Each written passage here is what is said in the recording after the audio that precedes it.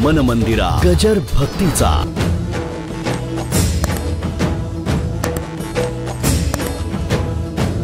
अहो अजून मुलंच झालं नाही, कशाचाच काही पत्ता नाही. बारशाला जेवण काय करायचं, काही उपयोग आहे का?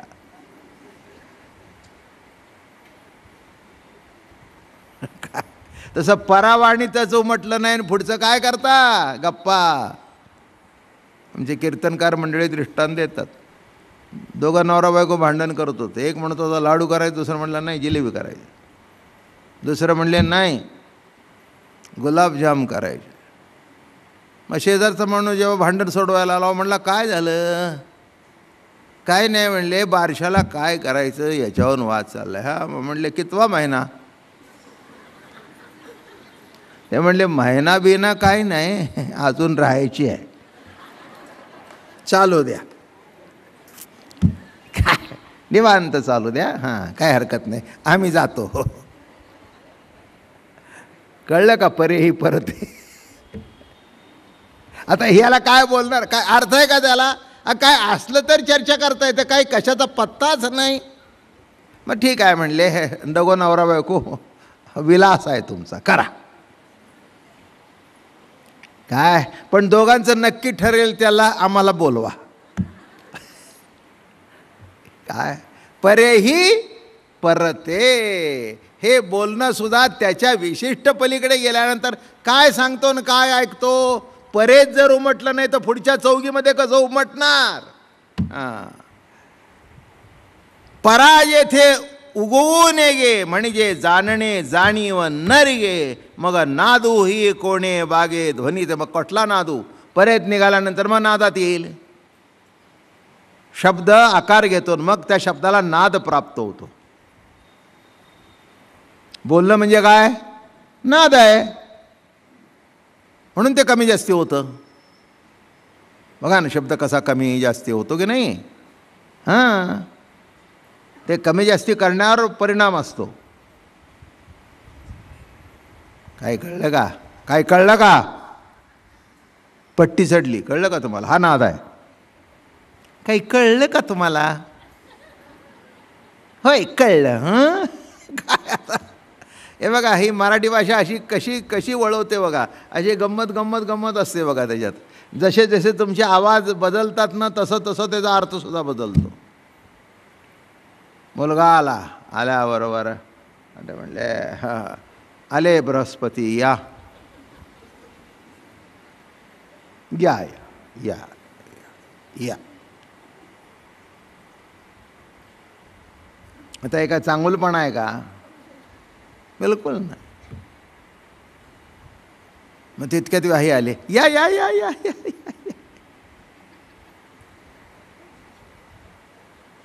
मग तिसरा अजून दोन कोणाला, हां या. बघा एकच या शब्द कसा कसा प्रगट होतो. मग तितक्यात बायको आली, आपणच कमी होता, या.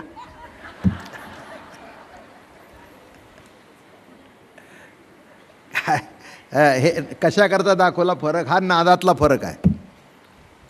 आवाजाच्या टोनिंगमध्ये बदल झाला की त्याचे अर्थ या. काय गंमत आहे बघा. हां, हे टोनिंग जे दिलं आहे ना, त्या टोनमध्ये शब्दाला अर्थ प्राप्त होतो. म्हणून हे टोनिंग फार महत्त्वाचं आहे, अतिशय महत्त्वाचं आहे. जसं जसं वापर कराल तसं तसं त्यातून अर्थ. पराज येथे उगवे नेगे, म्हणून जाणणे जाणीव नरिगे, जाणीव नाही मग नाद कुठून? जेथे ध्वनी नाही उगवला तेथे वचनाचा मागू मोडला. वचनाचा मागच संपून गेला. अंगे आयता साधला असे जो अर्थ, घृतमंथनी प्रवर्तला, तो मथलूची व्यर्थ पडला. तेवी स्वतः सिद्ध स्वरूप बोला नवेची मागू. स्वतः सिद्ध साधन उमजले नाही जाण, म्हणून बोलके विण उपयोगा नाहीची. विशिष्ट अवस्थेमध्ये बोलायचंच नसतं, न बोलता सुद्धा कळतं. काय म्हटलं मी? बोलायचं नाही, नुसतं अनुभव जन्य. चेलिया पाठी चेवणिया गोठी की घाली वैसे पाठी रंधनाच्या.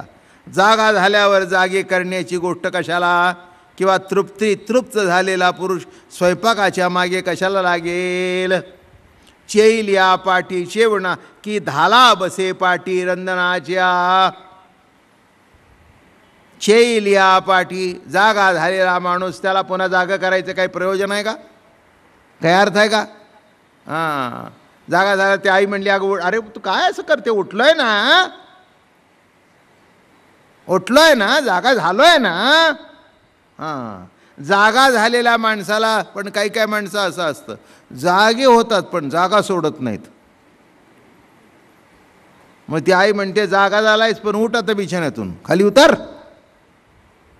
काय पण जागा करण्याची प्रक्रियेला काही आता अर्थ राहिला नाही. की धाला बसे पाठी रंधनाच्या. नाही का, आता जेवण बिवण झालंय, आलं का लक्षात, पुन्हा हा स्वयंपाक करीत फिरायला गेला. माई केव्हा बायको म्हणाली, अहो एवढं जेवलं, आता पुन्हा पुन्हा काय फिरताय सारखं, झालंय ना जेवण तुमचं, हां हा भरपूर वाढलंय ना, पुन्हा पुन्हा काय फिरताय. हां, तसं आता अनुभव रूप झाला, पुन्हा पुन्हा काय, नाही का, अनुभव रूप झाला, पुन्हा सच्चिदानंद काय.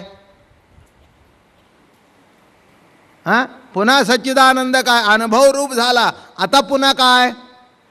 हां, अनुभव रूप होऊन पुन्हा सच्चिदानंद म्हणता, म्हणजे काय अर्धवट जेवलाय. हां, पुन्हा शब्द वापरता, शब्दाचा अर्थ जेवण बरोबर झालं नाही, अर्धवट जेवण झालंय. म्हणजे जी प्रतीती यायला पाहिजे ती झाली नाही. तिथे गेल्यानंतर जेवला, कसा बसा उठला, ज्याला आपल्या मराठीमध्ये म्हणतात आडवा हात मारला. आता आपण टेबलावर बसतो ना, आडवा हात मारता येत नाही, कारण आडवा मारताना हे कोपर इथे आपटतं. आडवा हात मारण्याकरता रिकामी जागा लागते.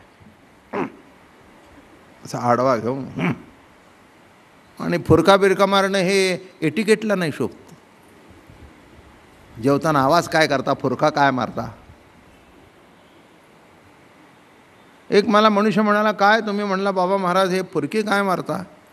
अरे म्हटलं, जगामध्ये माणसं नागडी फिरतायत, त्यापेक्षा फुरका मारणं काय माझं चुकीचं आहे का. याच्यामध्ये तुझ्या एटिकेटला काय दिलं, फुरका मारताना मला बरं वाटतंय. हां, तुला काय अडचण आहे, तुला काही कुठे अडचण आली का. नाही म्हणले, पण जेवताना पचापचा आवाज करत नसतात, तू तोंडच न उघडतं जेव. अहो, तुम्हाला तुमचा अनुभव परिच्छिन्नपणाने कसा येईल. तुम्ही तुमचा अनुभव, अनुभवालाच अनुभव, अनुभवालाच अनुभव. मी माझ्या गालावून हात फिरवला, कोणाच्या गालावून हात फिरवला, माझ्या. बरं कुणाला वाटलं, मला. हात कुणाचा, माझा. गाल कुणाचा, माझा. बरं कुणाला वाटलं, मला. दुसरा म्हटला, सारखा गालावून काय हात फिरवतोय. म्हटलं, तुला काय करायचं, तुझ्या तर फिरवलं नाही ना, तुला काय करायचं. नाही पण म्हटलं सारखा, अरे मला बरं वाटतं ना. हात माझा, गाल माझा, बरं वाटणं माझं काय अनुभवी.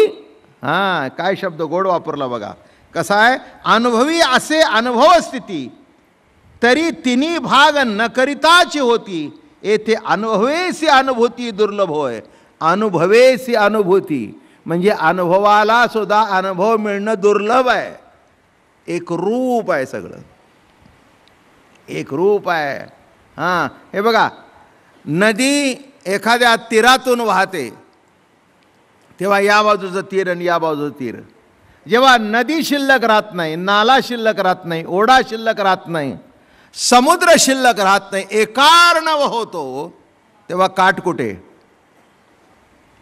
इथून वाहणारा का तिथून वाहणारा, या बाजूचा का त्या बाजूचा. हां, अनुभव्यत्वे अनुभवीजे ते स्वरूपासी पडे तुझे. जाणता जाण नेणिजे जाणया ते. येथे न्यप्ती अंश न चुके काही, परंतु नेणया ऐसे पाही, म्हणून अनुभवाचे नाही अनुभव पण. कोठच्याही अवशेष शब्द सुंदर आहे बरं का. न्यप्ती अंश, न्यप्ती मात्र. आत्मा कसा आहे? न्यप्ती मात्र. न्यप्ती मात्र म्हणजे प्रकाश मात्र, प्रकाश मात्र. म्हणून पुन्हा तिथे शब्द आला, जे सतत आहे तेच प्रकाश रूप आहे आणि तेच आनंद रूप आहे. कसा आहे? नित्य प्रकाश, न्यप्ती मात्र आत्मा आहे. येथे न्यप्ती अंश न चुके काही, परंतु नेणावयासे पाही अनुभव पण. या ठिकाणी आता मौलींची उभी अशी आहे, अनुभव हा ठावोवरी आपुलीच अनसरी, जेथ अक्षरांची हरी वाईल काही. जेथे अनुभवालाच अवसर नाही, म्हणजे अनुभवाला आत्म्याच्या ठिकाणी जागा मिळत नाही, तेथे शब्दाचा लाग कसा लागणार? अनुभवच तिथे शिरू शकत नाही. तिथे आता शब्द कसे सारणार मध्ये? समजून घ्या. नामे सच्चिदानंद पदत्रयाचं जरा हळू बोल रे. इकडे, अरे इकडे जरा हळू बोला ना. म्हणून अनुभव अनुभवे विण आपणची जो नटो नेणे, मग अक्षरी केवी साधणे. अनुभवालाच अनुभवाचं अंग धरता येत नाही, तर आता अक्षर त्याला कशाने नटवणार? नाही, आता अक्षर कशाने नटवणार त्याला? अहो सोन्याला तुम्ही नटवायला गेला, कशाने नटवणार सोन्याला? नाही, काय कशाने नटवताय सोन्याला? काय नाही. मग म्हणणं काय त्याच्यात काय, आम्ही दुसरी कंठी त्याच्यावर घालू. तो म्हणला आणखीन चौथी घाल. म्हणला नाही का नटवलं. अरे ते म्हणले तुझ्या लक्षात आलं नाही का, हे केळीच्या गाभ्यासारखं झालं. म्हणजे तुमच्या लक्षात येईल कसं झालं. अरे काय नटवलं? सोन्यावर सोनं ठेवलंस. काय सोन्यावर सोनं ठेवलं म्हणायचं, पण सोनंच. फडापुच्छ वाकुडा वाघ, तेने आकारे म्हणती नाग. नाग नव्हे सोनीची चांग, तेवी जगे मद्रूप.